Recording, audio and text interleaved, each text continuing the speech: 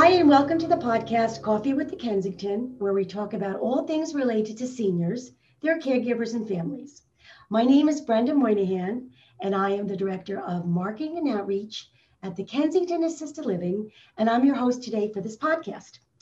My guest today is Laura Rotter, Chartered Financial Analyst and Certified Financial Planner. And today's topic is all about what to do with the inheritance you have received. So, listeners, if you've received a big chunk of money, a little chunk of money, if someone has gifted you money, this podcast is for you. And before we begin, I'd like to give you some brief information about Laura.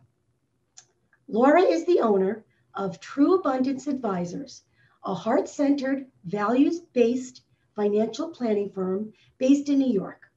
After a successful career managing money for institutional investors, including Citicorp and Para Advisors, Laura discovered mindfulness practices and was drawn to guide professionals facing a big life challenge to achieve both financial security and life satisfaction. Since making her shift, she has been featured in CNBC, The Wall Street Journal, and Westchester Senior Voice. She's on the Advisory Council of Impact 100 Westchester. This is, by the way, a wonderful organization. It's a women's group giving organization, and the investment committee of the Hebrew Free Burial, I can't say this word, Burial Association, and volunteers with My Money Workshop, teaching financial literacy to underserved communities. Welcome, Laura. Thank you so much, Brenda, and thank you for that lengthy introduction. So, Laura, let's talk about this. Let's get into the meat of it. Somebody has gifted someone money. Let's take the negative first. What are the biggest mistakes you see people make when they've been gifted or given this big chunk of money? So I want to start off by saying I belong to an organization called the Financial Transitionist Institute. It was originally called the Sudden Money Institute, specifically because the biggest mistake people make, if it's a big enough sum of money, and of course that varies depending on how much money you're starting with, that people suddenly feel like they have the freedom to spend it on these big objects, a bigger house, a nicer car, or suddenly relatives and friends come out of the woodwork expecting gifts. And I think there's a very high percentage, I don't have the data exactly at my fingertips, that like a year or so later, the money is gone. Right.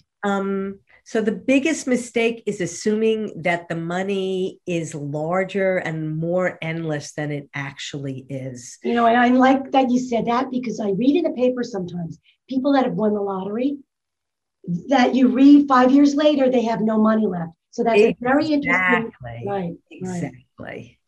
So if you're in that situation, it's important to plan. Okay. And what are some questions to ask that, you know, now that you've come into money, what are some of the questions that someone should be asking? There's a number of questions. The first one is sort of a basic question of, do you have an emergency fund? Right now you have money and you're itching to spend it on things. The first thing to ask is, looking at your expenses, and do you have at least 3 to 6 months of those expenses put away in a safe place, ideally a bank account, that where the value of the money is not going to go up and not going to go down. You'll get a little bit of interest, but you know that in a worst case, that something happens, you lose your job, you blow a tire, that you have money in the bank to cover those expenses. Okay. And that you won't need to dip into credit card debt. And so then that's the second question. Okay, you've got money in the bank. Do you have any debt that I would categorize as bad debt?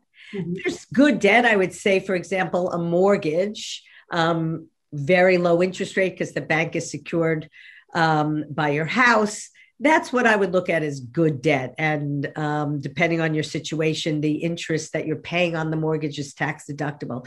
But if you have credit card debt, or a retail credit card, or, some student loan debt that's very high interest rate, you should pay that down with any money that you get as a gift. So number one, making sure that you pay down bad debt. Number two, making sure that you have an adequate emergency fund. Those are two questions right off the bat. And someone, even if you've gotten 10,000, a million, whatever it is, those are the two most important things to do first. Exactly. Before the fun stuff, right? Before the Yes. fun stuff. And maybe you got to, like you just said, Brenda, maybe it's a bonus that you got, so a larger chunk of money than you usually get. And another thing to look at is, how did you get that money, and are you going to have to pay taxes on it? I think there was a famous story of Oprah giving away, free cars to a lot of her audience members, and turned out, well, that gift was taxable, and people had to come up with the cash to actually pay the taxes owed on that gift. So, if it's a bonus from an employer, make sure that you've withheld adequate taxes. And if not, make sure you don't have a surprise at the end of the year where you owe taxes and you spent all the money and you haven't hit with that money. So that's always important to do. I have clients, for example, that bought a second property, fixed it up and sold it.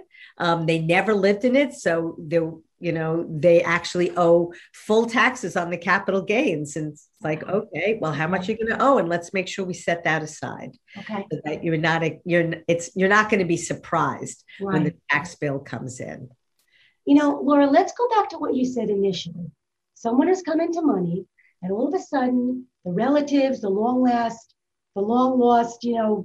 cousin of a cousin, three times removed. How do you deal with that? How do you deal with those family members that are expecting something? That is such a great question, Brenda. When I work with clients who are going through a big life transition, we have this document that says soon, now, soon, and later.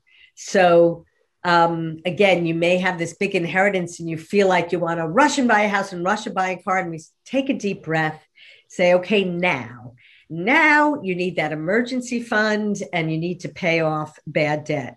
Soon we'll start to look at, does it make sense to move? And in that document, we might also write down how we're going to deal with the priest or rabbi who said, I know you're very involved in our institution and I'm sure you want to give us a big gift. And you say, you know what? It's really, I'm working on understanding my financial situation, and it's not yet clear to me how much capacity I have to give a gift. So I'm definitely thinking about you, but I just need more time. I'm not ready to make that decision. So don't rush into promises that you're not ready to make, because you really do need clarity as to how long this money will last. What do you really need the money for before you start making promises you can't keep to people who are coming out of the woodwork? So tell them, I acknowledge you, I see you, and I'm working on having more clarity so that I can make decisions maybe a year from now. And what about, let's say someone has done that. They've done the 3 to 6 months, putting money aside, right? They've paid off their debt. They've said the right things to people knocking on their door for money. What about investing the money? What about that route?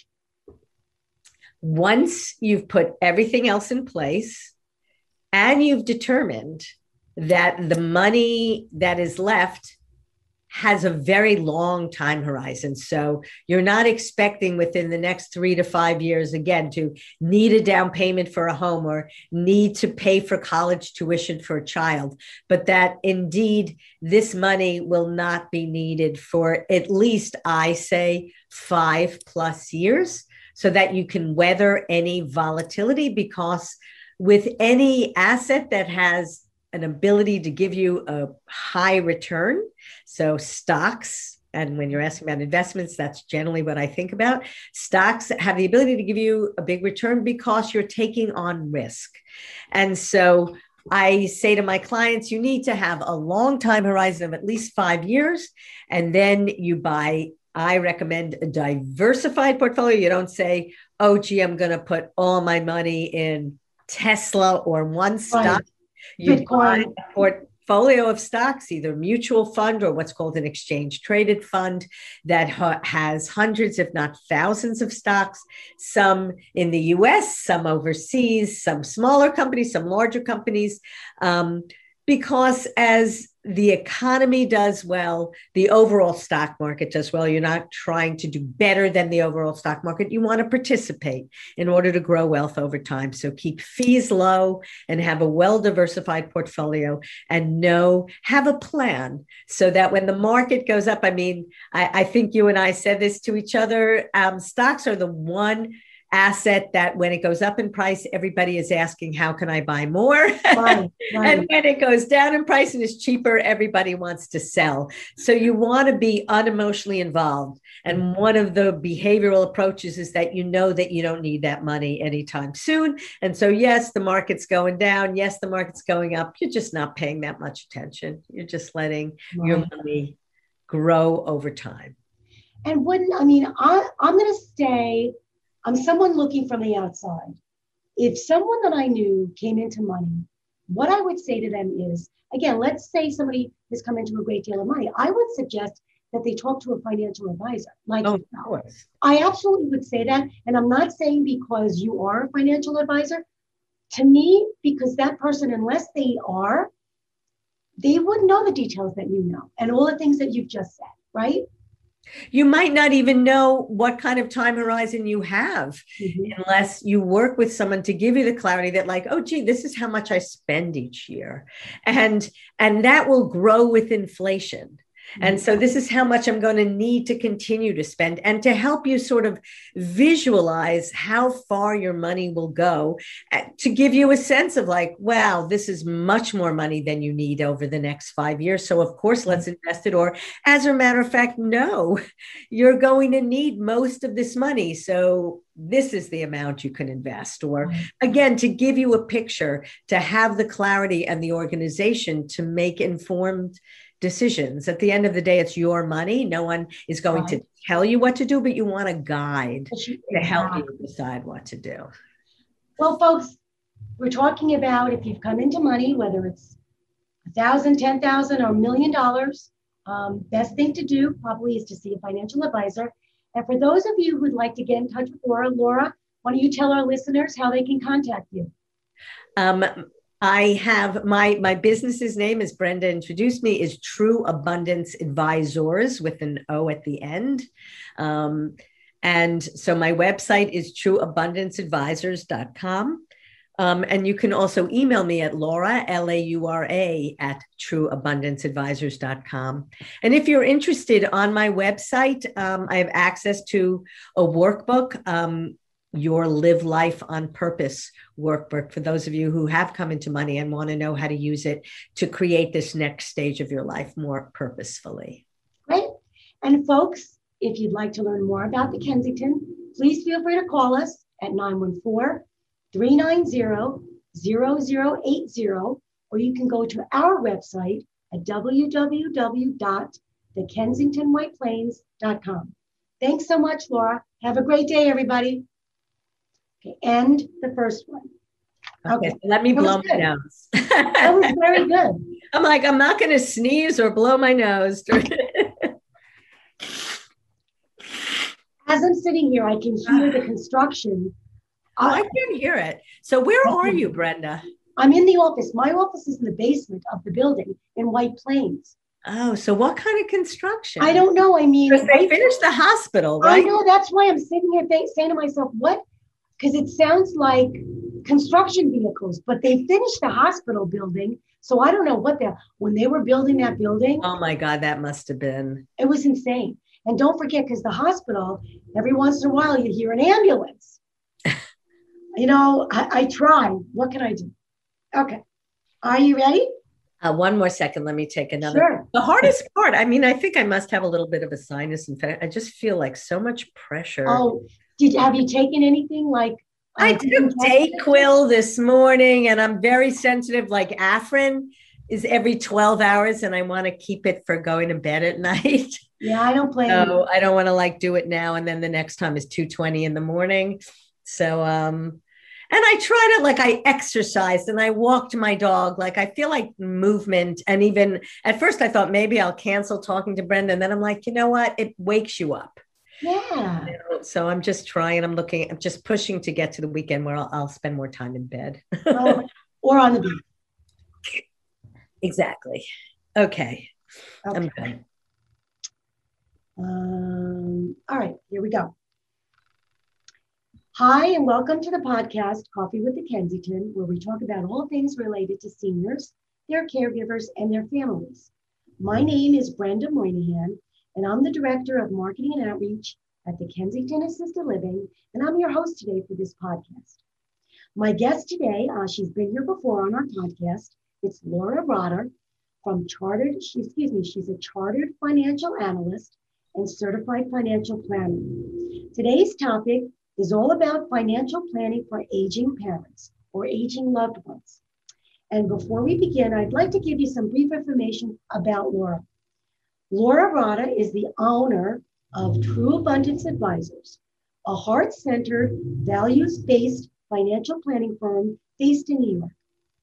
After a successful career managing money for institutional investors, including Citicorp and Para Advisors, Laura discovered mindfulness practices and was drawn to guide professionals facing a big life challenge and achieve both financial security and life satisfaction. Since making her shift, Laura has been featured in CNBC, the Wall Street Journal, and Westchester Senior Voice. She's on the advisory council of Impact 100 Westchester, which is a fantastic women's group giving organization, and the investment committee of the Hebrew Free Burial Association, and volunteers with My Money Workshop teaching financial literacy to underserved communities. Welcome back, Laura. Thank you so much, Brenda, and thank you for that wonderful introduction. Really appreciate it. So let's see, the first question, we had talked previously, and we want to get into how comfortable is someone talking to their parents about money? I mean, that's quite a sticky situation. And how do they start that? How do they get into that conversation? What a great question, and not that easy to do. I have invited parents to come into meetings with their adult children. I often hear adult children have assumptions either about inheritances or about the capacity their parents have to support themselves as they age. And when I ask more specific questions, well, how do you know that they have the resources?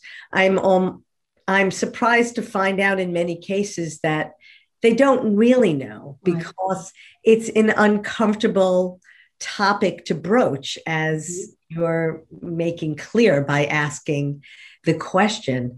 One of the ways is to bring it from a point of care for your parents. You know, I know that you're getting older, and I may be more involved in decision making for you, and it would be helpful if you could share with me your resources and what you have available. And frankly, Brenda, often the parents themselves aren't really clear. Money is such a fraught topic that, you know, I find one of the most useful services I do when I start to work with someone is they start to say, oh, I have this account and that account. Oh, I forgot I had this account. Oh, I didn't know I had that account. Oh, look, I have this small pension from a former, you know. So if that happens with people who work with me, of course, it may very well happen with their parents, that their parents don't even really know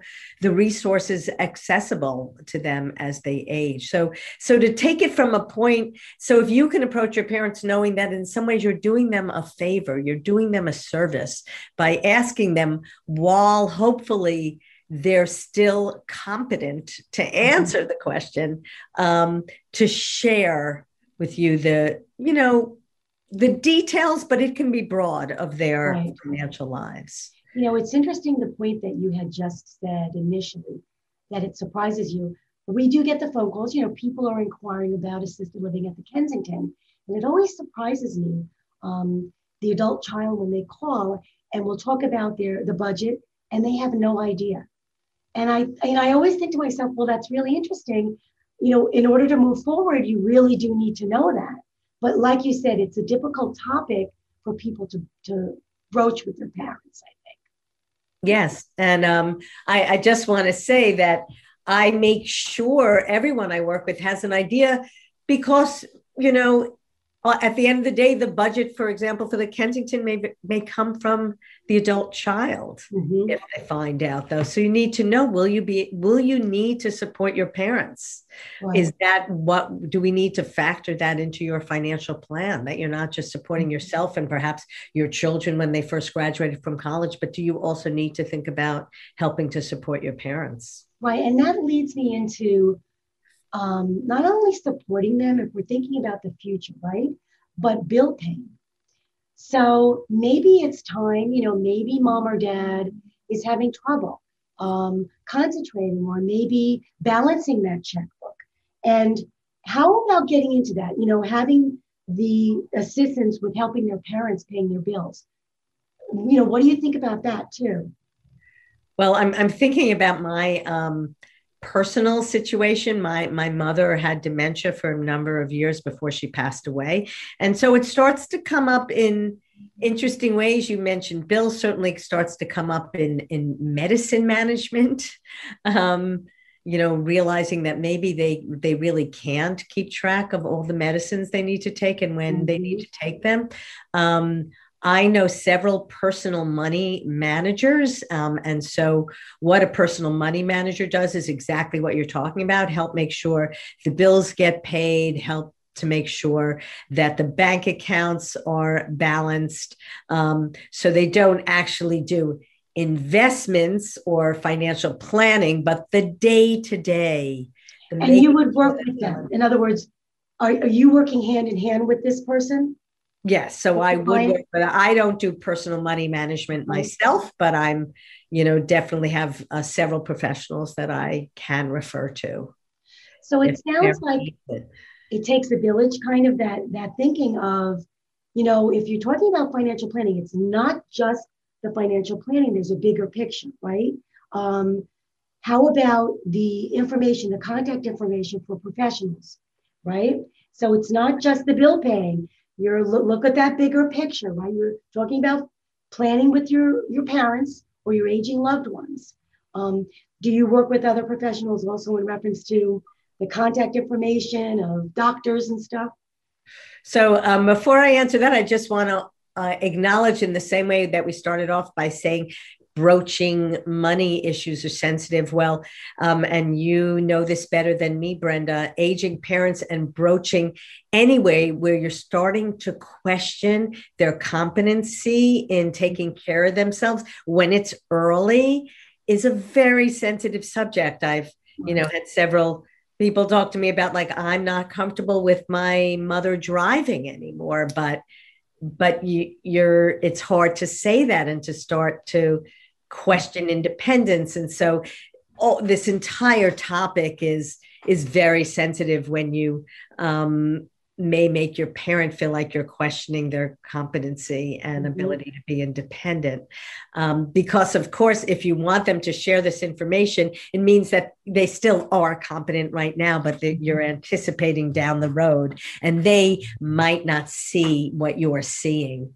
And so, of course, in general, independent of age, I work hand in hand with my client's accountant. I work hand in hand with my client's estate planning attorneys. If you are an adult child who wants to get into the loop, those would be, of course, as you said, doctors, but those other professionals would be helpful as you move forward and anticipate perhaps being having power of attorney over your parents' accounts, if you're ultimately going to start taking over bill paying, etc. So what about geriatric care managers, Laura? Do you work with them? Do you find that they are part of the financial planning plan? I have not personally worked with geriatric care managers because I work more with the adult children rather than the aging parents. So they're managing the care. I'm to the extent that I'm involved, it's because they're providing financial care for their parents. And so and help them make sure that they're in a position to actually provide that that financial care without impairing their own ability to age independently financially. It's, it's a fine line. That conversation, don't you agree that it should also be, hey, mom, hey, dad, let's talk about the future kind of, do you want to stay in your home? What happens if, there's 100 stairs to get upstairs to the bedroom and you can't get there? What's the next step? Do we modify the home? Is it assisted living? Do you feel that should be part of that conversation? Certainly. Again, when I deal with my clients, a big conversation, we have a lot of end of life conversations and how do you want that to look? But of course, from a financial point of view, assisted living, especially most of my clients are in the New York area, is pretty expensive. And so if you're assuming that your parents will ultimately be in an assisted living facility, that is again, that needs to take place rather than staying at home as long as you can, perhaps with home health care aides, or in a worst case, starting to plan for an eventual need of a Medicaid facility. And so that, those are other, professionals that can help arrange the assets so that over time, when there's a need for a facility that can be more affordable, that's something to think about ahead of time, because there is at least like 5 years to look back as to who owned the assets. So that has to be planned for.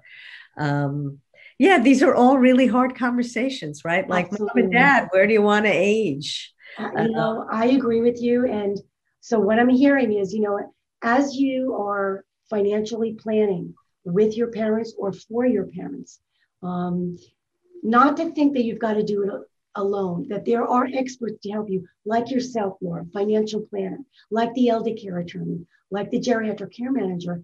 And I think for my listeners, if you want more information, Laura can definitely get into it with you. So Laura, why don't you give the listeners your contact information so that they can feel free to contact you? Thank you so much, Brenda. It would be my pleasure.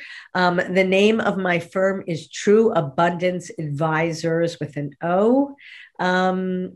And so my website is trueabundanceadvisors.com. And my email address is Laura, Laura, at trueabundanceadvisors.com. Great. Thank you. Thank you, Laura.